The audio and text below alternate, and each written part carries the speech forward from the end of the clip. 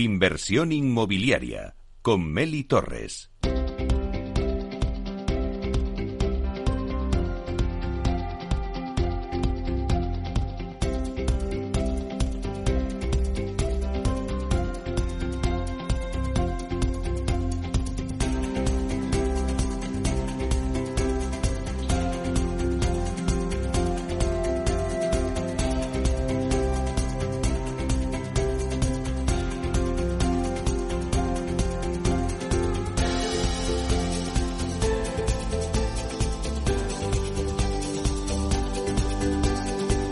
En Inversión Inmobiliaria empezamos la casa por el tejado.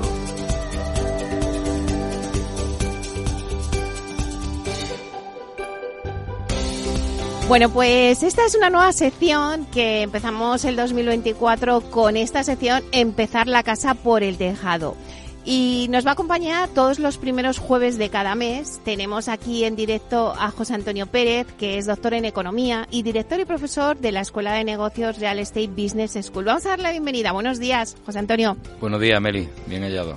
Que casi no llegamos. Si es que la AVE al final siempre hay retrasos. Eso ocurre cuando por una vía circulan más trenes, pues se producen saturaciones, pero afortunadamente al minuto, gracias al taxista. Bueno, para que vean nuestros oyentes de que aquí todo es en riguroso directo, de que, bueno, pues vienes desde Málaga, vienes para también acompañarnos en esta sección, porque, a ver, vamos a contarles un poco a nuestros oyentes por qué queremos hacer esta sección. Un día, pues bueno, hablando con José Antonio se nos ocurrió, ¿no?, empezar la casa por el tejado, podíamos hacer una sección y dijimos, es verdad, es que es una expresión, ¿no?, que se utiliza mucho pues cuando alguien pues no sigue el orden correcto, ¿no?, para hacer algo, ¿no? Entonces dijimos, oye, pues tenemos que contar un poco lo que está pasando en el sector inmobiliario, pero un poco esa connotación política y económica, ¿no?, que tú sabes tanto y que yo creo que de aquí podemos sacar cosas interesantes. Podemos ver un poco lo que está pasando, titulares que se están dando en torno al sector de la vivienda, en el sector en general, y poder analizarlo contigo, ¿no? Y bueno, pues si es que además, ya lo decía Fito Fittipaldi, ¿no?, empezar la casa por el tejado. ¿Qué te parece, José Antonio, si empezamos por ahí?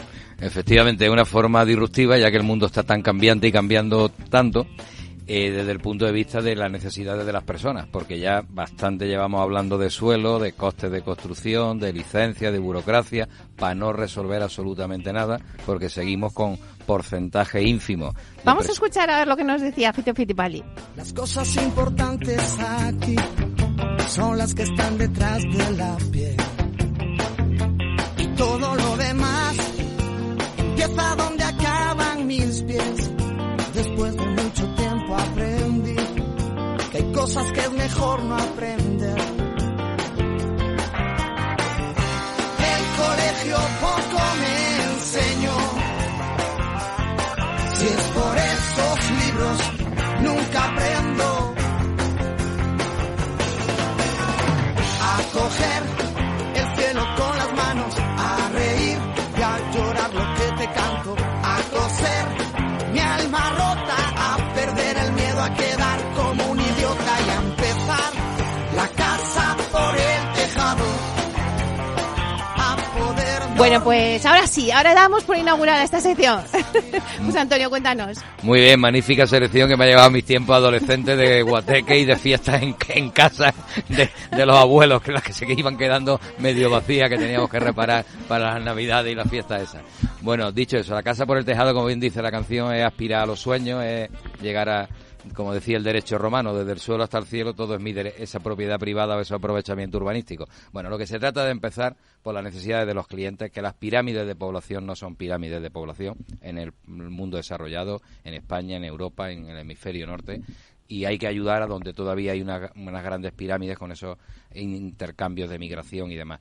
Luego, esto no es cuestión de construir por construir, que tampoco somos capaces de superar esas 100.000 a nivel nacional. Se están formando 200.000 hogares, no lo estamos satisfaciendo, los precios se están incrementando consecuencia de aquella demanda que puede pagarlo y quiere pagarlo por falta de oferta.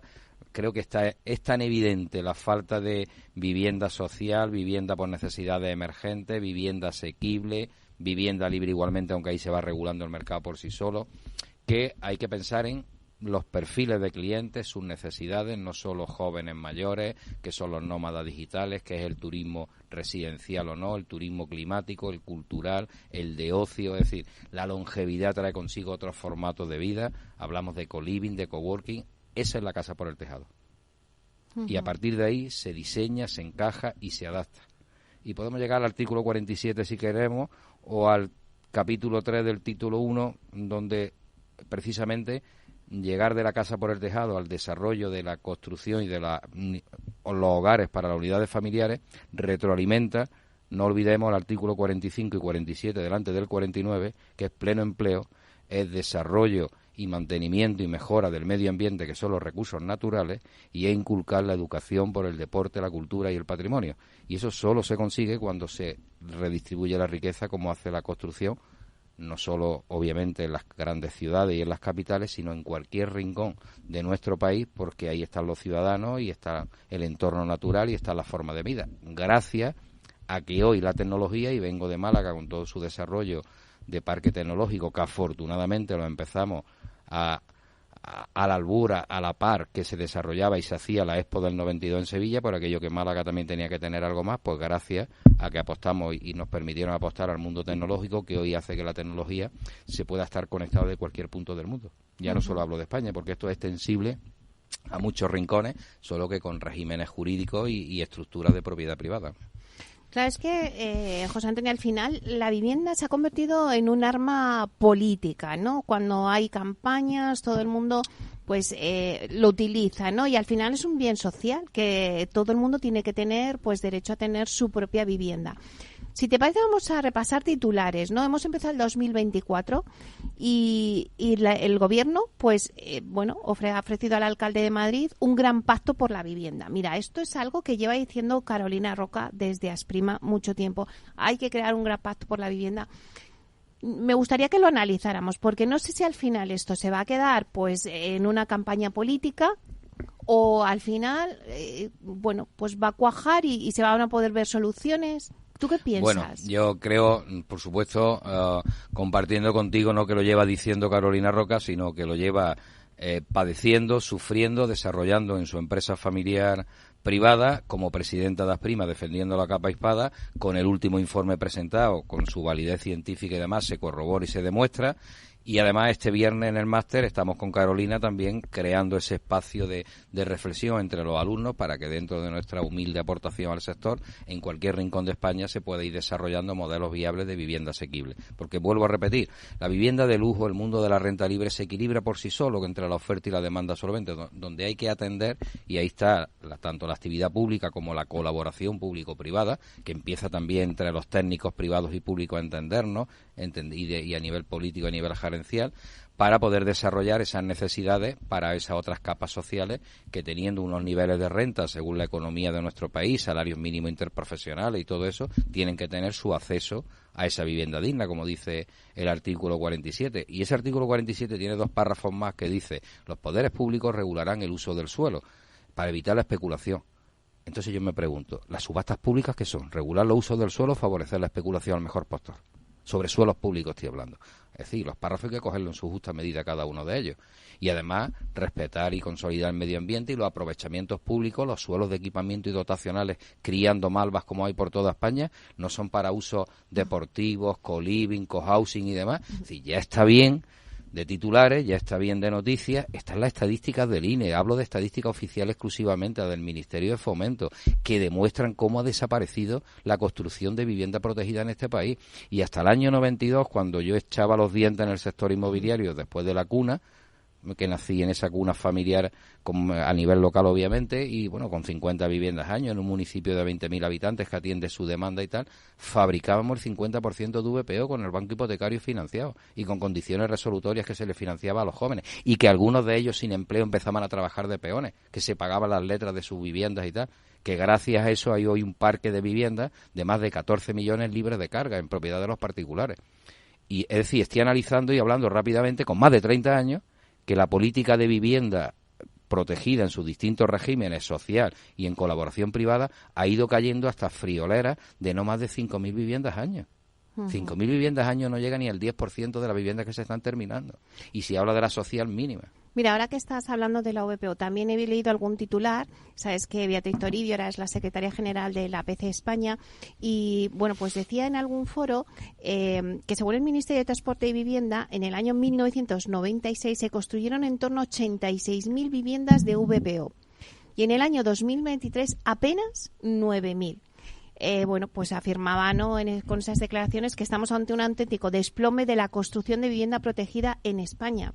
Es verdad que ya por comunidades, aquí en la Comunidad de Madrid, se ha hablado ya de mejorar el módulo, ¿no?, de VPO, pero claro, es que es que esto está atascado. Los ciudadanos, afortunadamente, cada día tenemos más acceso a la información para que nos ayude eso a mejorar nuestro talento y el conocimiento de causa. Luego decidamos con los votos a quienes ponemos y a quienes quitamos. Ya estamos viendo lo que ocurre cuando los desgobiernos están encima de la mesa, ¿no? Se produce lo contrario en la democracia. La minoría manda sobre la mayoría. Auténticas aberraciones, valga la expresión de la casa por el tejado. En política estamos igual, empezando por las nubes, ¿no? Bueno, digo esto porque con esos desgobiernos, minimizaciones en los conceptos de vivienda y en esos porcentajes que están ahí, los costes de construcción se van adaptando de la forma más eficiente. El módulo, cuando si se quiere fabricar vivienda que esté tasada en un precio determinado, tiene que estar actualizado, pero la gran clave es el precio del suelo. El ciudadano lo está viendo a todas luces. A ver, si hoy por 1.000 euros metro cuadrado, por hablar de una cifra que todo el mundo pueda, con industrialización, con forma tradicional, donde se pueda, se construye un metro de espacio habitable totalmente terminado conforme a ley, multiplicamos el número de metros según necesidad de esa unidad familiar y entonces a partir de ahí el resto es el valor del suelo. Y eso se amortiza los costes financieros de hoy, que es una decisión política, poner el tipo de interés que le hemos tenido al 0% negativo. Si me sigue el oyente, si cada metro cuadrado son 1.000 euros, por hablar en metros cuadrados, y cada cual que quiera 1.000 metros porque pueda pagarlo o los comparta, cada metro cuadrado 1.000 euros, a un 10% sería pagar 100 euros al año para devolver los intereses, porque un fondo de ahorro, de deuda, un fondo de inversión, que es el ahorro del mundo, nunca tiene que recuperar el dinero, sí los intereses, porque tiene que pagar a sus partícipes, pero el dinero nos vamos a otra, o los ahorradores se van a otra mejor vida y se suele quedar aquí, parte de él. Luego, no estamos conectando bien ese mercado financiero que es el ahorro del mundo y permite la inversión para no tener que tirar de déficit, de presupuestos generales del Estado, pero sí enganchar esas cosas. En Málaga estamos dando ejemplos ya no solo con pactos, sino con realidades, con constructoras privadas en el SUSTE 8, con firmas que están aquí, que están en el entorno de la escuela, que las podemos nombrar cuando queramos, porque además ya es públicamente y lo tenemos publicado en LinkedIn esos ejemplos, y hemos participado en otras comunidades autónomas que están empezando a copiar, y está la ley, está encima de la mesa, está la ley de contratos públicos, concesiones administrativas, derechos de superficie, suelos públicos por millones en el SEPE, en la Sareb, es decir, ya está bien. Y en esos pactos por la vivienda no es cuestión de pacto, es cuestión de actuar. Y máxime ahora nombra a Carolina Roca, presidente de Asprima, mujer, tu mujer también, que tenía una sensibilidad especial en un proyecto inmobiliario. Sin una mujer nunca sale adaptado lo suficiente a las necesidades de la demanda, por muchas circunstancias históricas y antropológicas que tenemos en la relación hombre-mujer y en el concepto de unidad familiar. Dicho, o el que ocupa ese papel de más sensible, como ocurre en la moda, ¿no? Dicho eso, ha habido 3 ministras de vivienda, que las cita la actual ministra en la nota de prensa. Cita 2. A María Antonia Trujillo, salvo error periodístico, no la cita. Y probablemente fue la que puso el dedo más certero en solucionar problemas que se han ocurrido por la desaparición de la vivienda social. La verdad es que sí. Más noticias que voy leyendo. Las inmobiliarias piden al gobierno mantener el alquiler de temporada, pero vigilar el fraude. Es que respecto al tema del alquiler, con la ley de vivienda, pues ha habido también muchísima polémica. Bueno, empezamos en 2024 y ¿qué va a pasar con eso? Esto es otra auténtica barbaridad. Esto no es cuestión de leyes, no es cuestión de normas, no es cuestión de reales decretos, porque poner una ley de vivienda sin aportar parque público de vivienda para necesidades de emergencia social por adversidades de la vida, igual que están los albergues, igual que están otros conceptos, pues, ¿de qué sirve? Porque estamos ante una situación que creemos que los votos y la política es mediática y es con el Facebook y es con los titulares. Hombre, yo creo que el sentido común, a medida que se va madurando los ciudadanos, pues va mucho más allá de todo eso, ¿no? De esa realidad virtual, porque la nuestra afortunadamente es muy tangible, ¿no? Dicho eso, si no se provee al mercado de esa vivienda pública en sus necesidades o vía colaboración con constructoras privadas, el poner a precios reales de mercado, que haya disponibilidad según los niveles de renta, es absurdo. Se está hablando ahora de mejorar el desempleo, de mejorar el salario mínimo. Pues en proporción, las cuotas dedicadas a alquileres o amortizar hipotecas, aquellos que quieran embarcarse en tener aquí un patrimonio estable, tienen que ser proporcionales. Por eso digo, y el título del programa, como hablábamos, Meli, muchas de las ferias que nos hemos encontrado, la casa por el tejado es empezar por los sueños de las personas, por lo que ingresan mensualmente en sus unidades familiares y porque un porcentaje que está en el Antiguo Testamento establecido, libro levítico y de números, donde dice no es religión católica lo que estoy hablando, precisamente es la PA judía la que lo defiende y lo demuestra en sus negocios. 1/3 de la renta para la vivienda, 1/3 para vivir y 1/3 para ahorrar. Si no se crean desequilibrio. Y 1/3 para la vivienda quiere decir que si alguien ingresa 1.000 euros al mes, por 300 euros mensuales tiene que tener un espacio digno donde descansar, donde desarrollar su talento y donde seguir aportando a la sociedad su trabajo o su generación de riqueza. Y si es el alquiler, pues son cuotas parecidas, que son las mismas cuotas financieras que emplea la banca para decir si eres solvente o no según la cuota hipotecaria. Y la cuota hipotecaria es un invento científico, que el papel lo aguanta todo, que cuanto más años alarga la hipoteca y más bajo el tipo de interés, más solvente eres. Luego el problema no es los costes de construcción que se amortiza, ni el precio final de la vivienda, es el valor coste suelo. Y un suelo público puede seguir siendo público toda la vida y haber viviendas públicas toda la vida disponibles para unidades familiares que lo necesitan, que es el modelo europeo. Después nos comparamos con Europa, que hay un 50% de alquiler, aquí no hay. Mire usted, en Europa hay suelo público destinado a vivienda en alquiler o propiedad permanente para toda la vida, el usufructo. Pero la nuda propiedad sigue siendo de la sociedad y de ese patrimonio público, que es el mismo suelo. Pues si te parece, ya que tenemos aquí a David Ortega, que también es director del Máster Inmobiliario de Real Estate Business School, vamos a preguntarle, porque David, arrancasteis el año con el pulsímetro inmobiliario típico vuestro, que vosotros realizáis, y ahí analizasteis un poco las tendencias del sector inmobiliario. Lo arrancasteis el MBA en Málaga. Cuéntanos un poquito, David, pues esas tendencias que vosotros le habéis dicho a los alumnos, ahora trasládanoslas nosotros aquí a nuestros oyentes. Fenomenal, pues Meli, un placer estar contigo y un poco por complementar también a lo que ha comentado José Antonio y con este titular, ¿no? Y va muy en sintonía lo de la casa por el tejado. Ayer tuve la oportunidad aquí en el Auditorio Nacional de Madrid, pues asistir al concierto de Año Nuevo, ¿no? Con la Sinfónica de Murcia.